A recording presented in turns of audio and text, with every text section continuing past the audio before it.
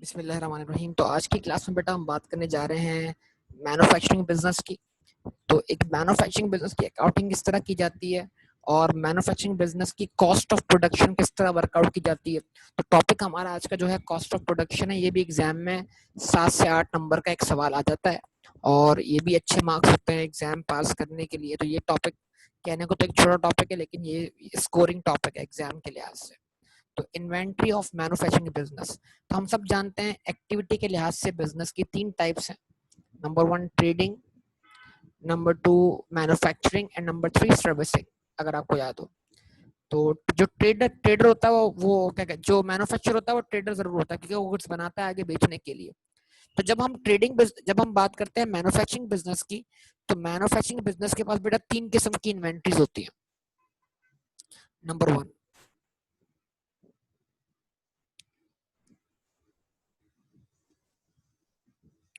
Raw material, उसके पास inventory है raw material की। नंबर 2 वर्क इन प्रोसेस या work in progress, in short इसको बोलते हैं WIP, वर्क इन प्रोसेस या work in progress. And number 3 तीसरी इन्वेंट्री है किस चीज की, फिनिश गुड्स की।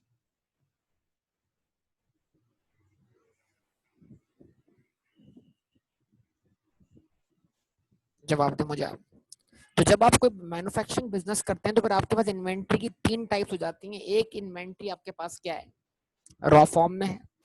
एक इन्वेंट्री आपके पास जो है वर्क इन प्रोसेस फॉर्म में है। और एक इन्वेंट्री वो जो है आपके पास बिल्कुल रेडी टू सेल है, जो कि फिनिश गुड्स वाली फॉर्म में। यस और नो बताइए मुझे।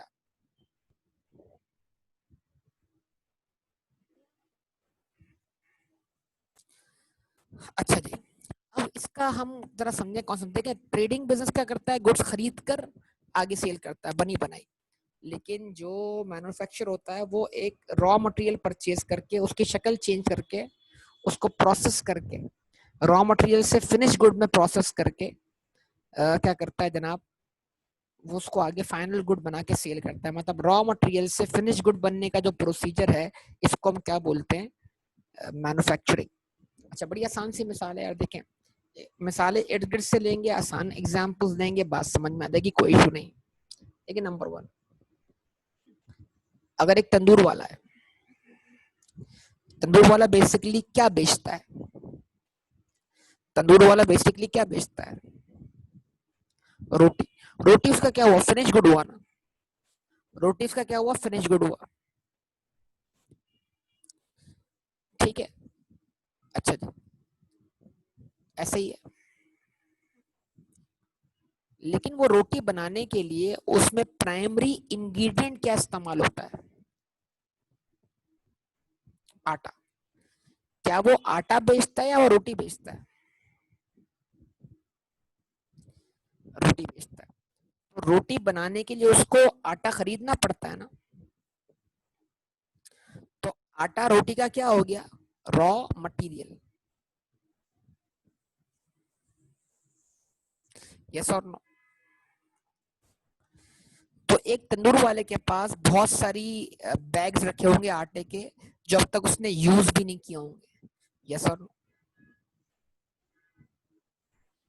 तो जो अनयूज्ड आटा है, अनयूज्ड आटा, उसको हम बोलेंगे इन्वेंट्री ऑफ रॉ मटेरियल। क्या बोलेंगे, inventory of raw material. Yes और नो।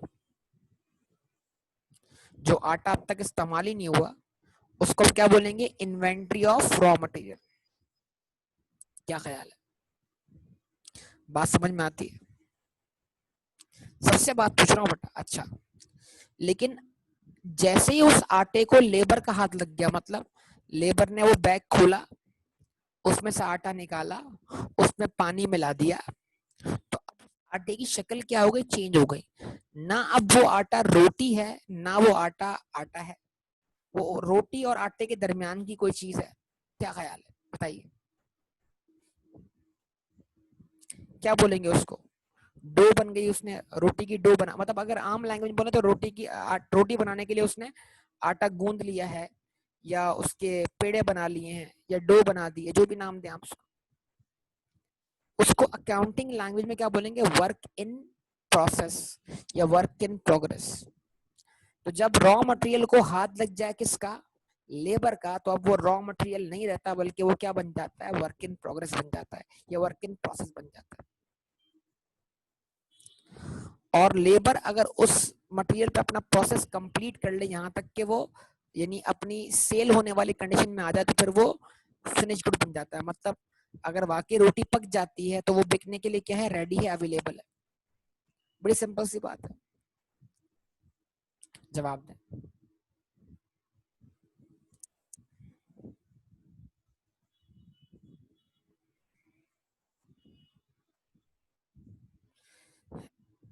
तो इन्वेंट्री, रॉ मटेरियल खरीदा क्यों है बेटा?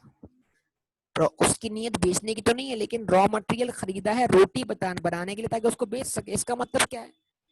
बगैर रॉ मटेरियल लिए तो रोटी नहीं बन सकती ना। मतलब तो ये रॉ मटेरियल उसकी कॉस्ट ऑफ गुड्स सोल्ड का पार्ट बनेगा ना बेटा। कि जो फिनिश गुड की इन्वेंट्री बनेगी उसमें आटे की कॉस्ट क्या होगी रबनवाज बेटा? शामिल होगी कि नहीं होगी? तो बेसिकली बाहिर तो आपको ऐसा लग रहा है कि उसने रॉ मटेरियल बेचने के लिए नहीं खरीदा, लेकिन जो वो फिनिश गुड बनाएगा वो फिनिश गुड उसी रॉ मटेरियल से बन रही है ना। मतलब जो उसकी आखिरी असल इन्वेंट्री है, उस इन्वेंट्री में रॉ मटेरियल की कॉस्ट क्या है? शामिल है। क्या ख्याल है बताइए अपना पास? तो इसका मतलब रॉ मटेरियल का मेन पर्पस तो क्या है? वो चीज बनाना जिसके जरिए आपकी बिजनेस एक्टिविटी चल सके, यानी आप गुड्स बेच सके। तो इसलिए रॉ मटेरियल भी आपकी इन्वेंट्री है, क्योंकि रॉ मटेरियल कन्वर्ट होके ही क्या होगा? फिनिश गुड्स में कन्वर्ट होगा, जिसको आप बेच पाएंगे। तो इसका मतलब क्या है? रॉ मटेरियल खरीदे बगैर आपकी एक्टिविटी परफॉर्म नहीं हो सकती बेटा। या तो आप बनी बनाए गुड्स खरीद लें, यहाँ पर अगर आप खुद बनाना चाहते हैं तो फिर वो रॉ मटेरियल ही तरक्की करके क्या बनेगा? फिनिश गुड्स बनेगा। ऐसे ही ना। अच्छा, अब एक टमाटो केचप बनाने वाली कंपनी है, तो टमाटो केचप कैसे बना रही है? टमाटो केचप बनाने के लिए रॉ मटेरियल कौन सा है?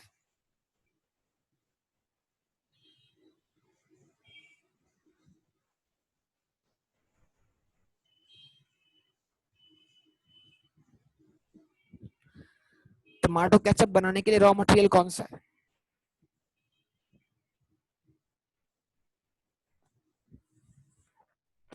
टमाटोज ही है ना। तो टमाटो टमाटो केचप बनाने वाली कंपनी के लिए टमाटो क्या हो गया?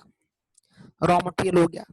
तो टमाटर की पेटियां बोले या टमाटर की बोरियां बोले, जितनी गोडाउन में भरी पड़ी हैं अब तक इस्तेमाल में नहीं आई, वो क्या है? वो क्या है? Raw material. क्या ख्याल है? ऐसे ही। और वो टमाटर जिसको बोरियों से बाहर निकाल दिया गया है, जमीन पे बिछा दिया गया है, और जिस पर लेबर क्या करेगा? अब डांस करेगा। मतलब लेबर अगर अपने पैर से कुचल कुचल कर उसको जूस में कन्वर्ट कर दे, मतलब जमीन पर रखकर, फ्लोर पे रखकर उस पर उछल कुछ शुरू कर दे, तो जो अब जो टमाटर की शक्ल तब्दील हो जाएगी, वो क्या हो? क्या कहलाएगी? Work in progress. ठीक है।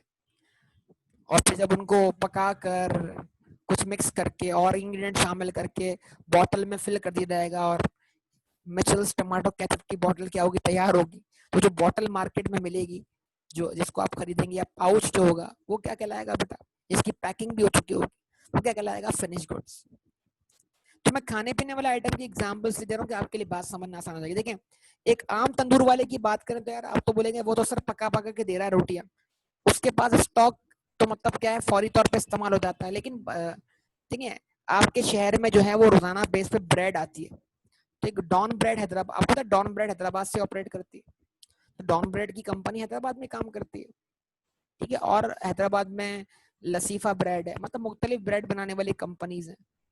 तो ये ब्रेड की मैन्युफैक्चरिंग करती हैं, तो इनके पास रॉ मटेरियल क्या है? वही आटा है।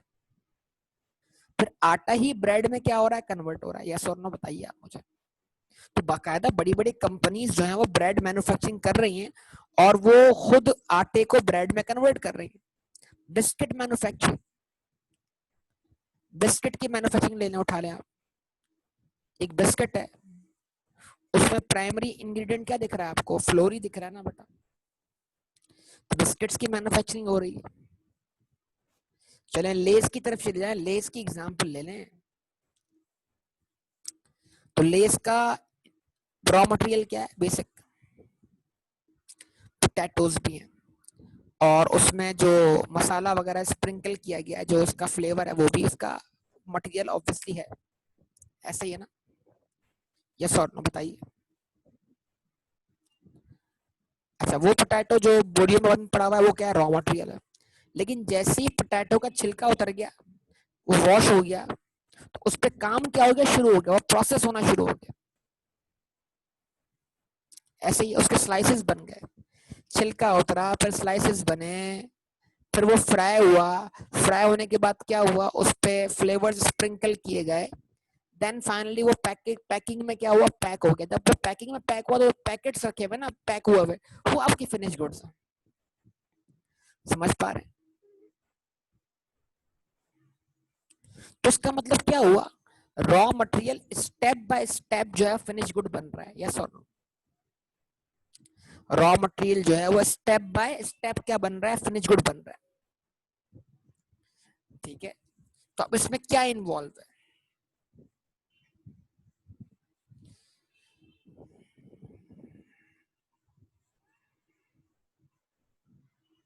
इसमें इन्वॉल्व है कॉस्ट। अब कॉस्ट क्या है? What is cost?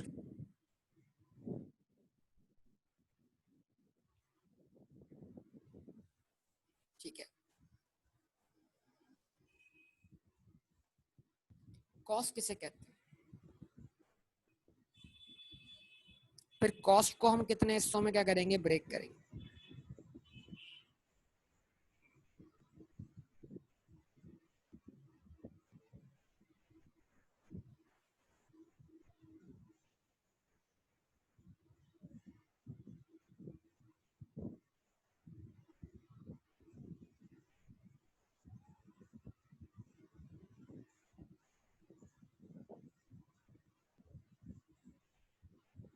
अगर हम देखें तो कॉस्ट को हम बेसिकली दो हिस्सों में तोड़ते हैं।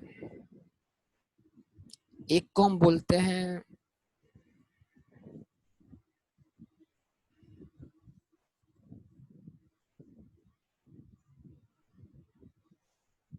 प्रोडक्शन कॉस्ट, ठीक है, और एक हम बोलते हैं नॉन प्रोडक्शन कॉस्ट।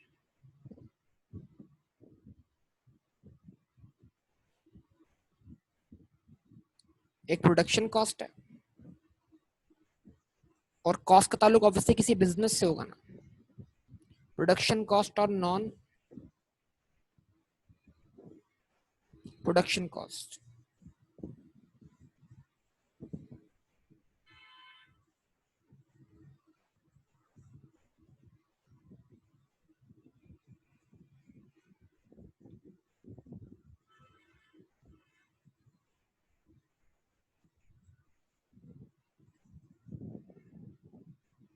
ठीक है, कॉस्ट क्या है? कॉस्ट एक एक्सपेंडिचर है जो कि इनकर हुआ है किस पर? गुड्स एंड सर्विसेज पर। क्यों इनकर हुआ है? ताकि उनको प्रोड्यूस किया सके। क्यों इनकर हुआ है? ताकि उनको सेल और डिस्ट्रीब्यूट किया सके। क्यों प्रोड्यूस हुआ? ताकि उनको मैनेज कर सके फॉर एडमिनिस्ट्रेटिव पर्पस। क्यों इनकर हुआ? ताकि उनकी प्रोडक्शन को फाइनेंस किया जा सके, finance cost.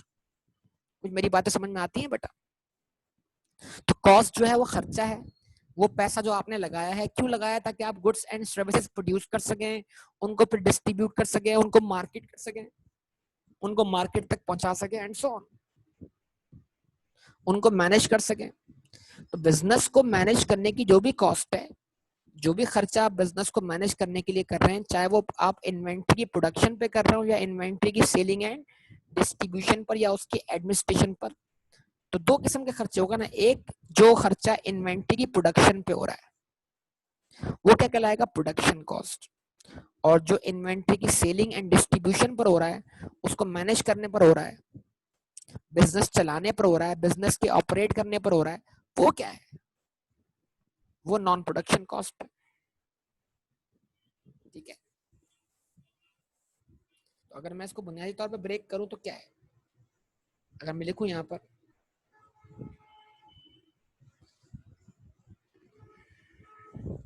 Expenditure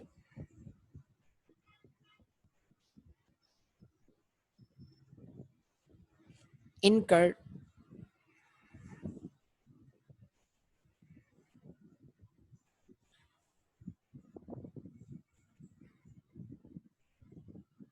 on the production of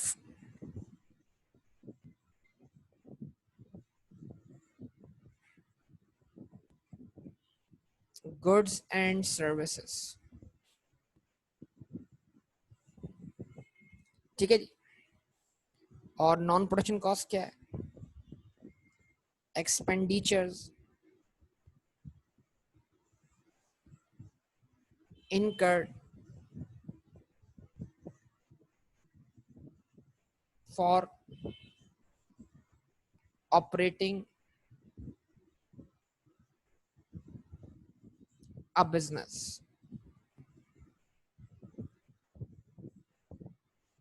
ठीक है, एक बिजनेस को ऑपरेट करने के लिए जो एक्सपेंडिचर इनकर हो रहा है वो क्या है, नॉन प्रोडक्शन कॉस्ट है। और एक बिजनेस की जो इन्वेंट्री प्रोड्यूस करने के लिए, गुड्स एंड सर्विसेज प्रोड्यूस करने के लिए जो खर्चा हो रहा है वो क्या, प्रोडक्शन कॉस्ट है। मतलब कॉस्ट एक्सपेंडिचर है। इस दोनों सूरतों में आपकी जेब से पैसा क्या हो रहा है, खर्च हो रहा है। यस और जवाब दे मुझे।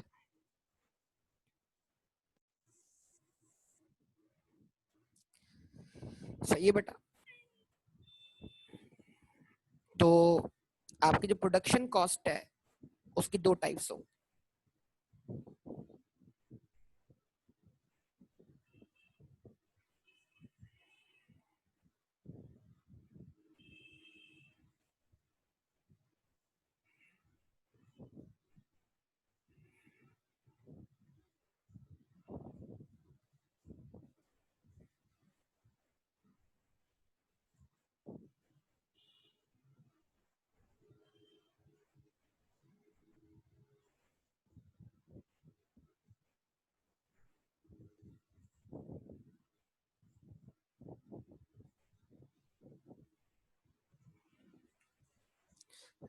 एक है डायरेक्ट कॉस्ट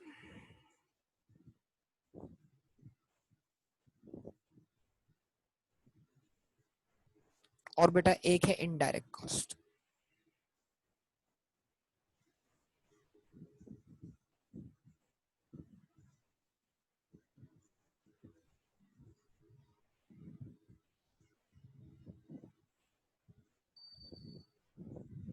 ठीक है जी। एक क्या है डायरेक्ट कॉस्ट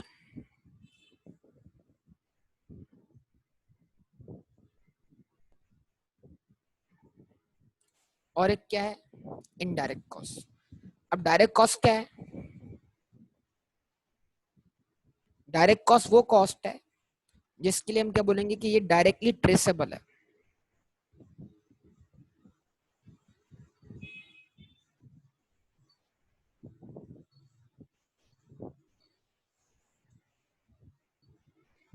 ठीक है, कैन बी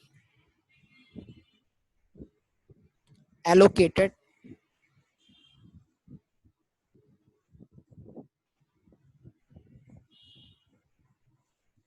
पर यूनिट बेसिस। डायरेक्ट कॉस्ट वो कॉस्ट है जो कि डायरेक्टली ट्रेसेबल है। ठीक है जी। Can be allocated per unit basis, और उसको पर यूनिट बेसिस पे एलोकेट किया जा सकता है। इनडायरेक्ट कॉस्ट जो है वो नॉट डायरेक्टली ट्रेसेबल है।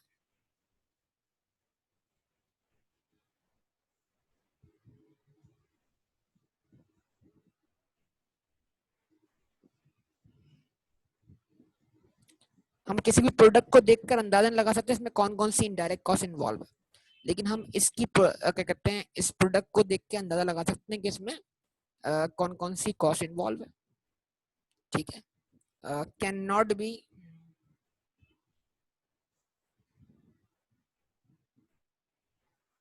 allocated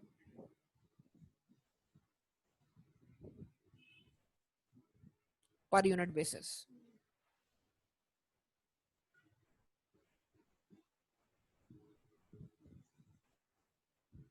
ठीक है जनाब। तो डायरेक्ट कॉस्ट वो कॉस्ट है जो डायरेक्टली ट्रेसेबल है फ्रॉम द गुड और सर्विस, और जो इनडायरेक्ट कॉस्ट है वो डायरेक्टली ट्रेसेबल नहीं। कैसे जरा बड़ी सिंपल सी एग्जांपल है, आप एक बिस्किट खाएं तो बिस्किट खाते ही आपको अंदाजा हो जाएगा जनाब कि किस चीज का बना हुआ है, यस और नो। इसमें बुनियादी तौर पे कौन सा इंग्रेडिएंट शामिल है, जो मेन प्राइमरी एलिमेंट है जिसके जरिए बनाया गया, आपको बिस्किट खाते ही अंदाजा हो जाएगा, यस और नो, बताइए मुझे, रिस्पॉन्स दें। आपको चीजें देखकर उनके बुनियादी इंग्रेडिएंट का अंदाजा होता है कि नहीं होता? आप ऑब्वियसली किसी चेयर पे बैठे होंगे, आप किसी सोफे पे बैठे होंगे, किसी फर्नीचर पे बैठे होंगे, आप फर्नीचर देख के बता दें फर्नीचर में बुनियादी मटेरियल कौन सा लगा है, बताइए। जिस फर्नीचर पे आप बैठे हुए हैं उसको देख के बताइए कि उसमें बुनियादी एलिमेंट कौन सा है। उस फर्नीचर को देख के आप आइडिया लगा लें, इसमें टिम्बर इस्तेमाल हुआ है, वुड इस्तेमाल हुआ है, इसमें आयरन इस्तेमाल हुआ है, यस और नो। यानी आपने देखा, देख के आपको पता लग गया हाँ यार ये तो इस चीज का बना हुआ है। एक कार को आप देखें, वो गाड़ी किस चीज की बनी हुई है बुनियादी तौर पर, गाड़ी में आपको गाड़ी देखते आपको गाड़ी का मटेरियल दिखना शुरू हो जाएगा, मतलब उसमें लोहे की चादर इस्तेमाल हो रही है, मतलब उसमें भी आयरन का यूज है। उसमें आपको क्या दिखाएगा, मतलब ग्लासेस दिखेंगे, मतलब ग्लास दिखेगा। उसमें आपको प्लास्टिक का यूज दिखेगा, उसमें आपको रबर का यूज, मतलब मल्टीपल चीजें आपको दिखेंगी उसके अंदर, प्लास्टिक भी दिखेगा। तो ये सारा क्या है बेटा, मटेरियल है, कि एक चीज किस मटेरियल की बनी हुई है। तो इंसान बड़ा फिक्र करने वाला शख्स है। मतलब एक समोसा आप खा रहे हैं तो वो समोसा किस चीज का बना हुआ है, बताओ।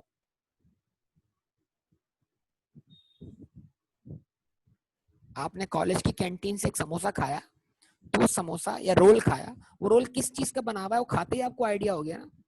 उसने बोला चिकन समोसा है, आपने खा के बोला यार चिकन समोसा, चिकन तो नाम, मतलब नाम चिकन समोसा है या इसमें चिकन एग्जिस्ट भी करता है। बात जब आप ऐसा नहीं बोलते, खाते ही बोलते हैं यार नाम तो चिकन पेटीज रखा हुआ है, नाम तो चिकन समोसा रखा हुआ है, लेकिन चिकन है किधर, इसमें है किधर इसमें।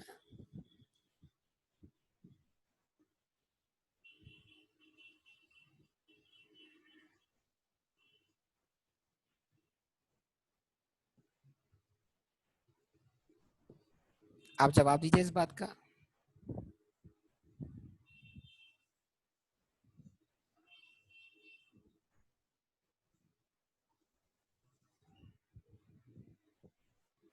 है ना, है कि नहीं ऐसा मसला। तो मतलब आप अगर कोई शख्स बोलते हैं चिकन समोसा, तो आपको खाने के बाद आइडिया होता है इसमें चिकन है या नहीं है, इसमें चिकन शामिल है या नहीं है। जवाब दीजिए,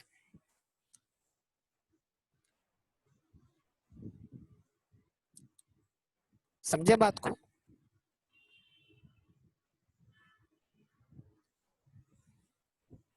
तो इसका मतलब क्या हुआ कि वो जो समोसा या वो जो क्या कहते हैं वो जो रोल बना हुआ है, उसका मटेरियल आपको सामने दिखाई दे रहा है कि वो किस चीज का बना हुआ है। आप जवाब दीजिए मुझे।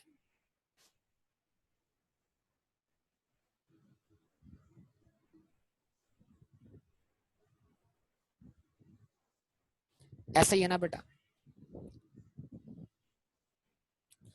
अब सारा मसला क्या आता है यहाँ पर, सारा मसला ये आता है कि क्या ये रोल, क्या ये समोसा खुद ब खुद बन गया। तो इंसान बड़ा गौर फिक्र करने वाला शख्स है, वो इस रोल को देखकर, इस समोसे को देखकर, इस केचप को देखकर, इस गाड़ी को देखकर, इस फर्नीचर को देखकर, क्या खुद ब खुद दरख्त कट गया, खुद ब खुद उसके लकड़ी के क्या हो गए, पीसेज हो गए, खुद ब खुद वो आपस में जुड़ गए और जुड़कर क्या हो गया, फर्नीचर बन गया, क्या सब कुछ खुद ब खुद हो गया। तो किसी बनी हुई चीज को देखकर ये आइडिया भी होता है इसका कोई बनाने वाला है। यानी मतलब एक चीज जो बनी हुई है उसको देख के हम ये भी ट्रेस कर सकते हैं कि हाँ इसका कोई बनाने वाला है। ये एक नेचुरल फैक्ट है यार। एक बनी हुई चीज है, उसका बनाने वाला है कोई, उसको किसी ने मैन्युफैक्चर किया है, उसका कोई डिजाइनर है, उसका कोई क्रिएटर है, उसका कोई खालिक है। इसका मतलब क्या हुआ, एक बनी हुई चीज को देखकर हाँ भाई समोसा किसने बनाया, हाँ भाई फर्नीचर किसने बनाया, हाँ भाई चिप्स किसने बनाए, हाँ भाई पंखा किसने बनाया, हाँ भाई एसी किसने बनाया, हाँ भाई गाड़ी किसने बनाई। तो इसका मतलब एक चीज को देखकर ये पता लग जाता है कि हाँ भाई इसका कोई बनाने वाला है, और उस बनाने वाले को हम अकाउंटिंग में क्या बोलते हैं, लेबर। तो ना सिर्फ एक चीज को देखकर हम उसका मटेरियल ट्रेस कर पाते हैं, बल्कि हम ये भी ट्रेस कर पाते हैं ऑब्वियसली इसको किसी ने असेंबल किया है, ऑब्वियसली इसको किसी ने मैन्युफैक्चर किया है। तो हम इसके बनाने वाले तक भी पहुंच जाते हैं कि हाँ यार ये खुद ब खुद तो नहीं बन गया, ये बनी हुई चीज है, इतनी जबरदस्त तरीके से इसको हर चीज को हर पोजीशन पे क्या किया, रखा गया है। तो इंसान जिस तरह, इंसान भी एक मैन्युफैक्चर चीज है ना। जरा सोचो, जिस जगह पे तुम्हारी आंख है थोड़ी सी आगे पीछे होती, ऊपर होती, आंख अगर तुम्हारे दिमाग मतलब तुम्हारे माथे पे लगी होती, नाक कहीं और लगी होती, ठीक है, जवाब दीजिए।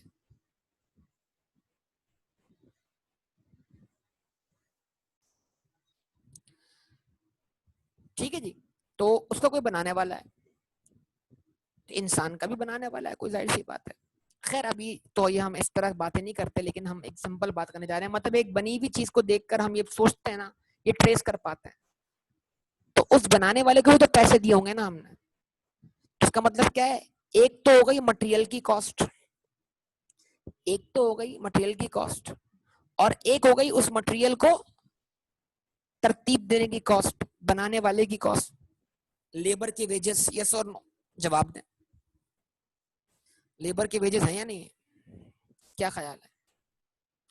तो इस तरीके से इसका मतलब क्या है, डायरेक्ट कॉस्ट वो कॉस्ट जो डायरेक्टली ट्रेसेबल है फ्रॉम द प्रोडक्ट और सर्विस। तो हम बोलते हैं डायरेक्ट कॉस्ट की एग्जांपल्स क्या क्या हैं।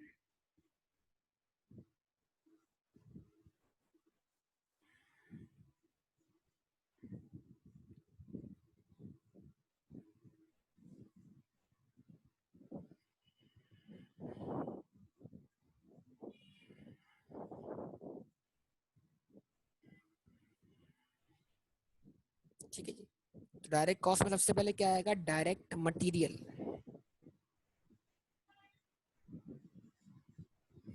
Direct material.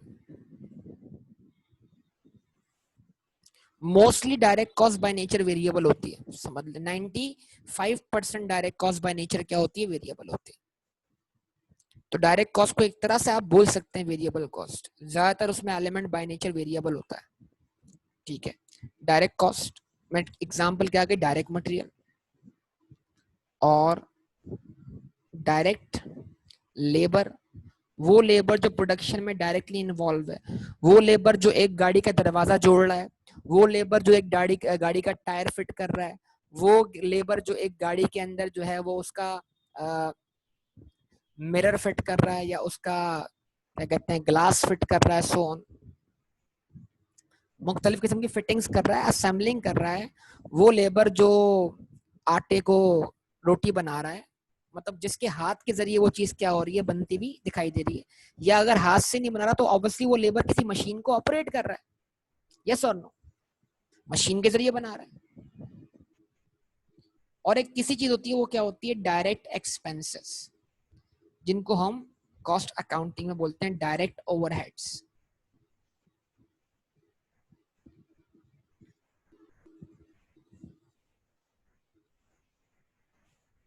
ठीक है जी। तो इसका मतलब डायरेक्ट कॉस्ट तीन किस्म की है, direct material, direct labour and direct overheads. इस तरीके से इनडायरेक्ट कॉस्ट भी तीन किस्म की है।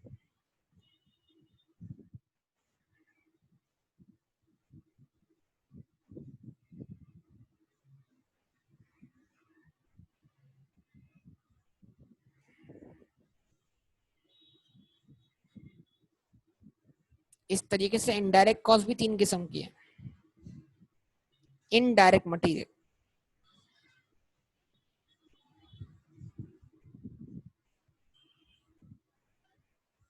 हमें बताओ, रोटी में नमक तो इस्तेमाल हुआ होगा ना, रोटी में नमक तो इस्तेमाल हुआ होगा, पानी तो इस्तेमाल हुआ होगा बनाने के लिए, क्या ख्याल है, बोलिए। तो वो नमक और पानी आइडेंटिफाई नहीं हो पा रहा यार, वो देख के दिखाई नहीं दे रहा, मतलब यानी वो वाजे तौर पर साफ दिखाई नहीं दे रहा, वो डायरेक्टली ट्रेसेबल नहीं है। अच्छा ओके, आगे बात करें। अगर आप किसी फर्नीचर को इस्तेमाल कर रहे हैं तो उसमें जो नेल्स लगी हुई हैं वो छुपा दी गई हैं, मतलब पॉलिश करके या किसी भी तरीके से, या ग्लू जो लगा हुआ है वो ग्लू आपको डायरेक्टली, हालांकि ग्लू मटेरियल है लेकिन वो ग्लू आपके लिए डायरेक्टली आइडेंटिफिएबल नहीं है। यस और नो बताइए, क्या ख्याल, रिस्पॉन्स कीजिए।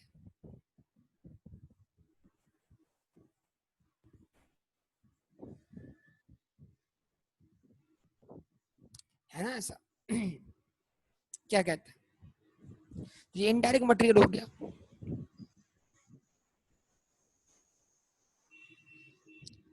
इनडायरेक्ट लेबर,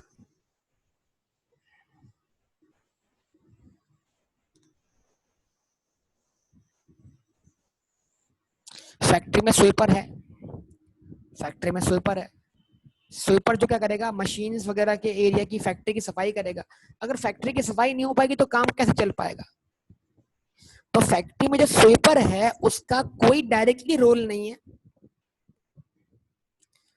किस चीज में, प्रोडक्शन में, लेकिन वो फैक्ट्री की सफाई करता है तो वहां फैक्ट्री में काम हो पाता है।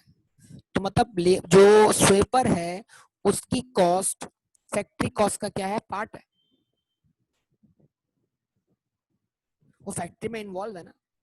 सुपरवाइजर है, सुपरवाइजर, फैक्ट्री का सुपरवाइजर है, जो लेबर्स को, जो लेबर डायरेक्टली काम कराता है वो उनके काम को सुपरवाइज करता है। वो खुद डायरेक्टली प्रोडक्शन में इन्वॉल्व नहीं है लेकिन वो उन लोगों को सुपरवाइज कर रहा है जो प्रोडक्शन में इन्वॉल्व है, वो इनडायरेक्ट लेबर हो गया। समझ पा रहे हैं बात या नहीं? जवाब दें। फैक्ट्री में एक इंजीनियर है जो मशीन्स का रिपेयर एंड मेंटेनेंस देख लेता है। हाँ मतलब मल्टीपल, बहुत सारे लोग हो गए, सही है ना। तो फैक्ट्री में काम करने वाले और लोग भी हैं लेकिन वो लोग अगर जो प्रोडक्शन में डायरेक्टली इन्वॉल्व नहीं है लेकिन वो इनडायरेक्टली किसी ना किसी तरीके से उनका एक रोल है इस प्रोडक्शन में, तो उनका इनडायरेक्ट रोल है, उनका डायरेक्ट रोल नहीं है। ठीक है, घर में अगर आपकी वालदा खाना पकाती हैं तो सामान तो कोई ला के देता होगा ना, यस और नो? खैर वो लाने की कॉस्ट तो इन्वेंट्री की कॉस्ट का पार्ट है एक अपनी जगह पर, लेकिन एक समझाने के लिए कि एक बंदा आपको डायरेक्ट बनाता हुआ दिखाई दे रहा है लेकिन उसका हेल्प करने वाला भी तो कोई होगा ना, कोई हेल्पर तो होगा ना उसका, वो इनडायरेक्ट वे में हेल्पर होगा, डायरेक्ट वे में नहीं हेल्प करेगा। बहरहाल उसके अलावा इस तरीके से थर्ड पॉइंट हमारे पास क्या आएंगे, वो आएगा क्या, इनडायरेक्ट ओवरहेड्स। ओवरहेड्स मतलब बेटा expenses, factory expenses, production expenses. तो प्रोडक्शन एक्सपेंसेस को हम क्या बोलते हैं, प्रोडक्शन ओवरहेड्स। ये छोटी छोटी बातें हमें याद रखनी है, उम्मीद आप भूलेंगे नहीं।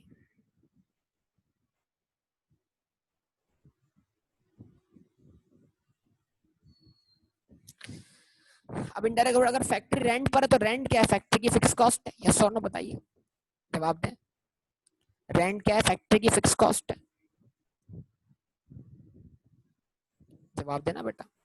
अच्छा, फैक्ट्री का इंश्योरेंस करवा लिया है, इंश्योरेंस फिक्स कॉस्ट है। प्लांट एंड मशीनरी जो डेप्रिशिएट हो रहा है, डेप्रिसिएशन अगर टाइम बेस्ड है तो फिक्स कॉस्ट है, याद होगा आपको ये बताया है। टाइम बेस्ड और प्रोडक्शन बेस्ड, यूजेज बेस्ड, ये फर्क आपको करवाया है। तो प्लांट एंड मशीनरी की depreciation, electricity, heating and lighting, fuel, जवाब दें बेटा। अगर जैसे कुछ फैक्ट्री में इस्तेमाल हो रहा है, rent, insurance, repair and maintenance, ये सारी कॉस्ट जो है ये फैक्ट्री की इनडायरेक्ट कॉस्ट है जो फैक्ट्री के ऊपर खर्च हो रही है। समझ पा रहे हैं बात को या नहीं? अच्छा जी, ओके। नाउ अब उसके बाद अगर आप देखते हैं यहाँ पर तो एक इंपॉर्टेंट चीज क्या है, अब मैं आ जाता हूँ थोड़ा इस तरफ, एक्सपेंडिचर जो बिजनेस को ऑपरेट करने के लिए क्या होते हैं, खर्च होते हैं, वो कौन कौन से, उनके नाम के। अब वो एक ब्रॉड हेड्स हैं, उसके अंदर सारी चीजें आ जाएंगी। मतलब यहाँ पर आगे आपके पास क्या, सेलिंग एंड डिस्ट्रीब्यूशन, जवाब दें। तो एडवर्टाइजमेंट कॉस्ट क्या है, सेलिंग एंड डिस्ट्रीब्यूशन कॉस्ट है। वेयर हाउस का रेंट क्या है, अगर वेयर हाउस अपना नहीं है रेंट पे लिया तो वेयर हाउस का रेंट जो है वो क्या है, सेलिंग एंड डिस्ट्रीब्यूशन कॉस्ट है। अगर वेयर हाउस आपका अपना है, मतलब एसेट है आपका, आपने रेंट पे नहीं लिया, तो वेयर हाउस की डेप्रिसिएशन क्या हो जाएगी, सेलिंग एंड डिस्ट्रीब्यूशन का पार्ट बनेगी, क्योंकि उसका मकसद क्या है, सेलिंग डिस्ट्रीब्यूशन। जवाब दें आप मुझे। बैड डेट की वजह क्या है, गुड्स का बिकना, तो बैड डेट क्या है, सेलिंग एंड डिस्ट्रीब्यूशन का एक्सपेंस है।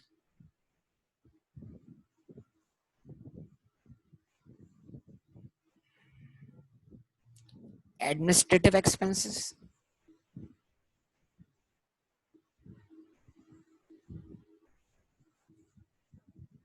मैनेजमेंट के एक्सपेंसेस, अकाउंटेंट्स की सैलरीज, वो लोग जो आपका डेटा मैनेज करते हैं ऑफिस में बैठकर, बिजनेस के रिकॉर्ड्स मेंटेन करते हैं, ठीक है, बिजनेस डील्स करवाते हैं, ठीक है जी।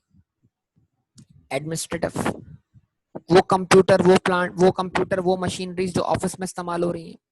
ऑफिस बिल्डिंग की डेप्रिसिएशन, अगर ऑफिस बिल्डिंग रेंट पर है तो ऑफिस बिल्डिंग का रेंट एडमिन में जाएगा बेटा, ऑफिस बिल्डिंग का इंश्योरेंस एडमिन में जाएगा, सो ऑन, सारी बात है, एडमिनिस्ट्रेटिव कॉस्ट बन जाएगी आपकी।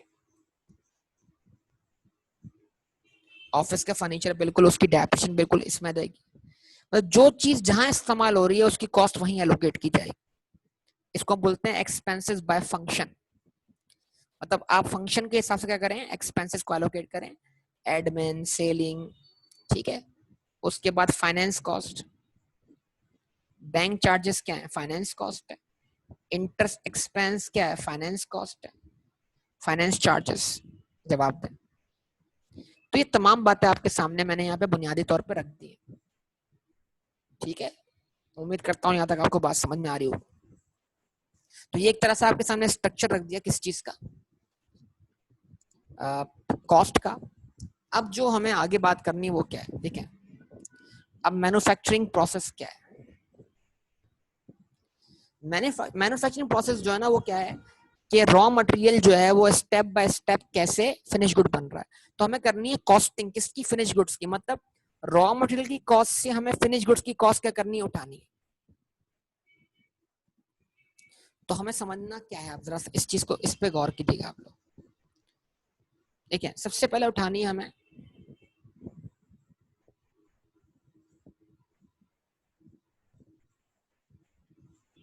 Cost of raw material. Raw material क्या है, हमारी direct cost.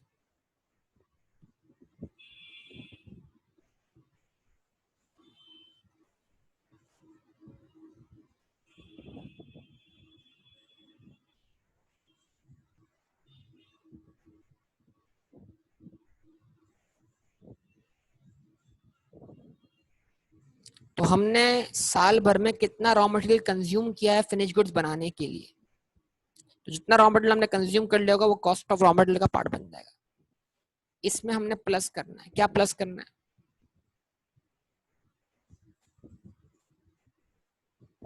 Cost of direct labour. Direct labour की कॉस्ट क्या करनी है, हमने इसमें ऐड कर देनी है।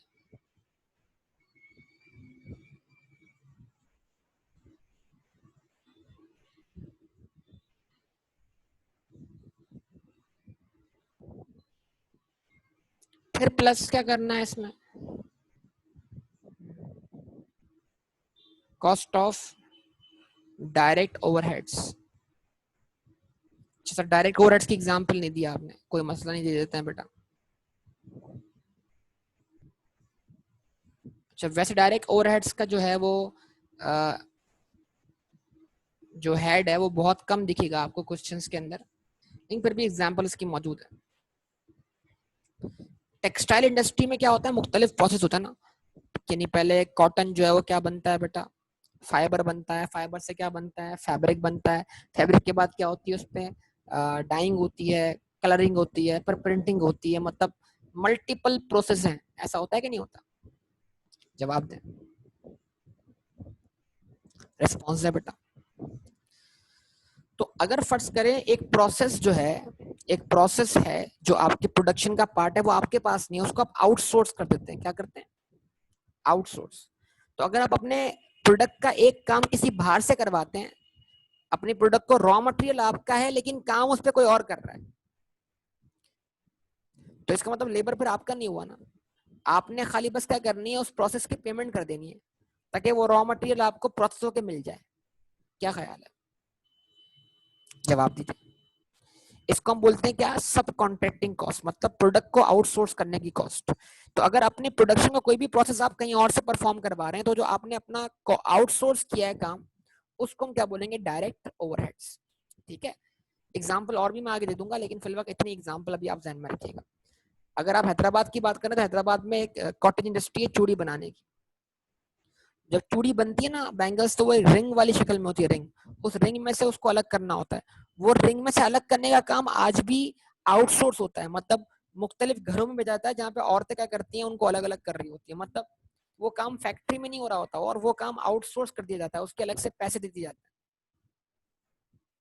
तो वो क्या है, फैक्ट्री की एक तरह से डायरेक्ट ओवरहेड्स है, वो भी प्रोडक्शन का ही पार्ट है, वो डायरेक्टली इसमें इन्वॉल्वमेंट है, लेकिन वो आउटसोर्स करके उसका ठेका किसी को दे दिया जाता है कि भाई तुम ये काम करवा दो, तुम्हें इतने पैसे मिल जाएंगे, अमाउंट।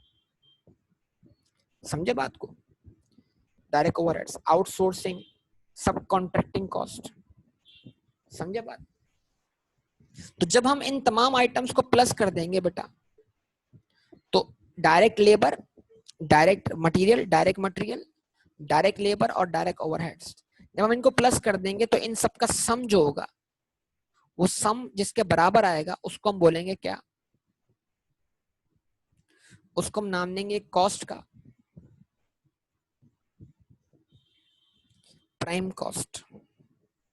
क्या नाम दें, प्राइम कॉस्ट, या फिर सारी की सारी क्या है, overall direct cost, total direct cost. कि प्राइमरीली आपने किसी भी गुड्स को प्रोड्यूस करने के लिए डायरेक्ट कितनी कॉस्ट खर्च की, लेकिन क्या सिर्फ डायरेक्ट कॉस्ट खर्च हुई है, नहीं, हम सब जानते हैं इनडायरेक्ट कॉस्ट भी खर्च हुई है। तो अब इस प्राइम कॉस्ट में इनडायरेक्ट कॉस्ट भी ऐड करनी होगी, क्योंकि उस इनडायरेक्ट कॉस्ट के बगैर हमारी गुड्स प्रोड्यूस नहीं हो सकती। मतलब फैक्ट्री का रेंट है, फैक्ट्री का अगर रेंट पे ना करते तो हम फैक्ट्री कैसे चलाते, उसका इंश्योरेंस पे ना करते तो वो फैक्ट्री आपकी जो है वो किसी भी किस्म के लॉस से कैसे महफूज रहती, सोन। तो मतलब यानी कि जितनी भी इनडायरेक्ट कॉस्ट क्या करें आप उसमें ऐड कर दें। जब प्राइम कॉस्ट आपके पास आ जाएगी तो प्राइम कॉस्ट में आप ऐड करेंगे क्या,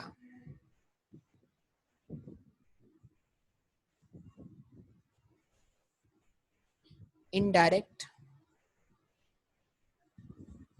मटेरियल। जो इनडायरेक्ट मटेरियल आपने कंज्यूम किया है वो उसको शामिल करेंगे आप इसमें, plus indirect labour,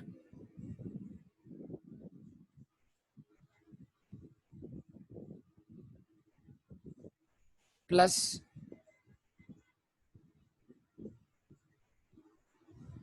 indirect overheads, यानी fix cost of production.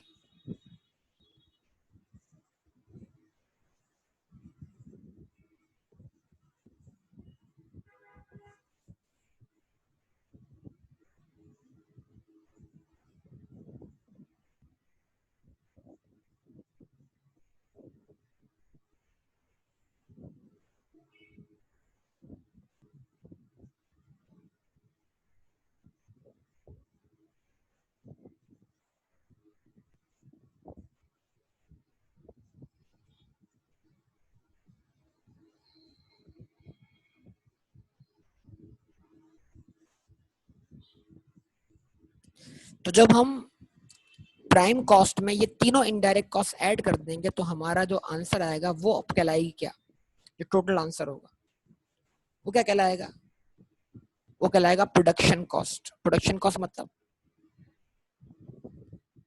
Finish goods जो प्रोड्यूस हुई है उसकी कॉस्ट।